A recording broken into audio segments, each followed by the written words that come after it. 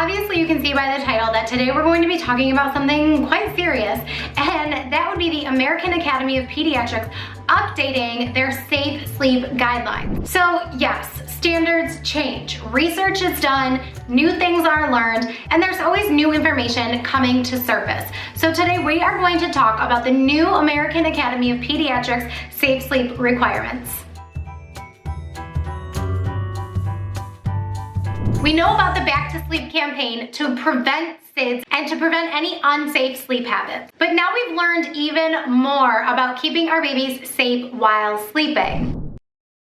Years ago, we learned about the ABCs of sleep, so having your baby sleep alone, on their back, and in their crib. We know about using a fitted sheet only. No blankets, no bumpers, no levies, no pillows, no nothing. The only thing that should be in your baby's crib is your baby.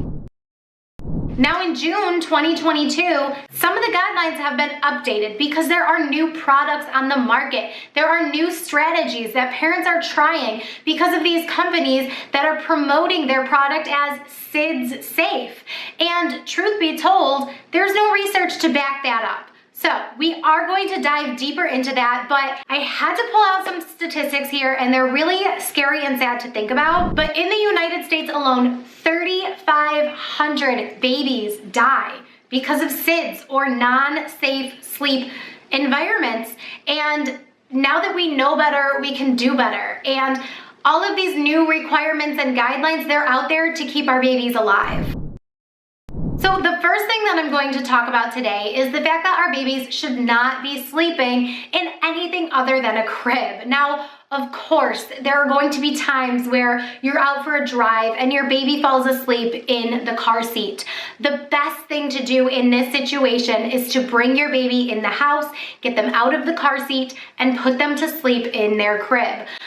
I'm a sleep consultant, guys. I know that making that transfer to the crib isn't always going to happen, but wouldn't you rather have your baby wake up from a nap in the car seat than to suffer from positional asphyxiation with their chin on their chest and not be able to breathe? I mean, this is like really serious, heavy information right now, and it's really hard for me to talk about this stuff and think about terrible things happening to any of our babies, but it has to be talked about. So along with the car seat, babies really shouldn't be sleeping in a stroller where they're sitting upright or in a swing that may be inclined, where again, their chin is up against their chest and their breathing pathways are not clear. So the American Academy of Pediatrics, of course, put in their updated guidelines that none of these products are marketed for sleeping, so you should not be getting your baby to sleep in these products. Now, I know that as a sleep consultant, I've heard parents say, my kid will only sleep in the car seat, so we put her to sleep in the car seat and then we put the car seat in the crib. We cannot do that. If that sounds like you and this is your situation, please get in touch with me. I don't even care how you get in touch with me. Find me on Facebook, find me on Instagram, email me, go to my website, set up a consultation. We need to fix this and I can help you. So the next thing that we're going to talk about, it is a little bit controversial, but the American Academy of Pediatrics advises against using commercialized products claimed to reduce the risk of SIDS. Now, we're talking about the Owlet monitor that goes around your baby's foot. I am sure that this monitor has saved so many lives, but you can't, it's going to give you a false sense of security.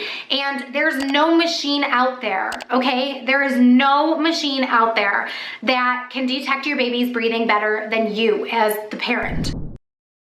It's almost like putting the responsibility of checking on your baby through the night on a robot or a machine. And it's not something that we should really be using as that sense of security. If you want to use it as a backup to yourself, then go ahead. Obviously, take the information and do as you will with it.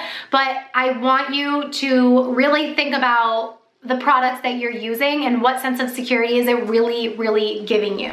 Not only that, but I've heard several reports of items like the Owlette that is giving off false alarms. So if you're getting an alarm sent to your phone that your baby isn't breathing, like how is that going to heighten your postpartum anxiety or postpartum depression or whatever you might be dealing with, instead of just using a regular baby monitor and checking on your baby regularly? Now, the next thing that the American Academy of Pediatrics is talking about is having 15 to 30 minutes of tummy time every day by the time your baby is 7 weeks old to prevent plagiocephaly. Now, if you don't know about plagiocephaly, it is all about your baby's flat head.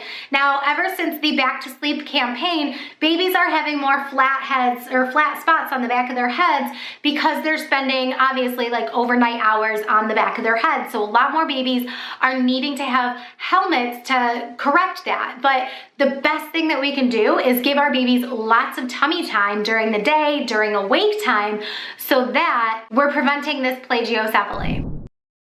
Now, of course, it goes without saying that this tummy time needs to be under observation during awake time while you are right there with your baby. You don't want them falling asleep on their stomachs.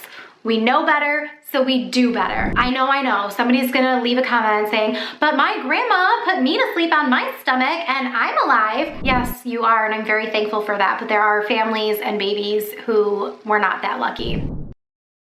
The next thing that I want to touch on is that the American Academy of Pediatrics, which is also a mouthful to say, they have not found any evidence that swaddling prevents or helps avoid SIDS. It does not decrease the chances of SIDS happening, but what it does do is it helps prevent your baby from waking in the night because of that startle reflex. So we do advise to swaddle, but not as a SIDS prevention strategy, more so as a startle reflex avoidance strategy, and to stop swaddling as soon as your baby is showing signs of rolling over. If your baby is rolling over while being swaddled, they cannot push themselves up with their hands because they're in their swaddle, and they won't be able to push up, and their face may be pressed against the mattress, in which they won't be able to breathe.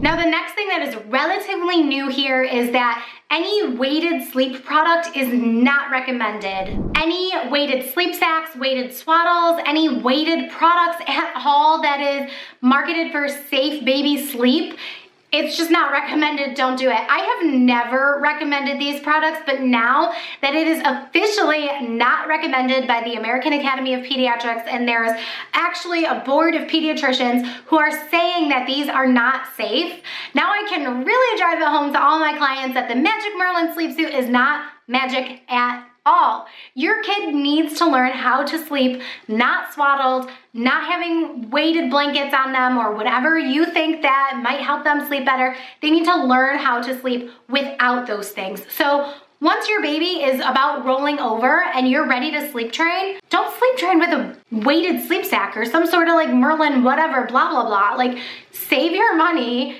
invest in a sleep consultant, holler, and teach your baby how to sleep safely and independently. Now, I hate to bash on products out there. I know that there are companies and businesses who have put forth a ton of effort to try to improve sleep for babies and families, but I just can't get down with these products that are claiming to help your baby sleep better when you could literally just use au natural. Put your kid in the crib and they'll learn how to sleep. Like, let's not put our kids in a DockATot in the middle of mom and dad in the bed and have them get smushed. Like, oh, I just can't. It stresses me out. I know that some of these products bring people so much peace, but they just stress me out like crazy. And recommendations and requirements and all the things from the American Academy of Pediatrics, that is what I wanted to talk about today. But if you are struggling to get your newborn to sleep, go to the link in the description box down below and get my newborn sleep course. This is going to be a full comprehensive course that's going to cover the first few months of your baby's life, and it's going to teach you all the things that you need to know to have a healthy sleep plan for your baby and your family. To learn more about newborn baby sleep, click this playlist over here and watch some of the other videos on this channel. Click this button over here to subscribe to my channel because there will be more baby sleep videos, and keep blooming. Mwah.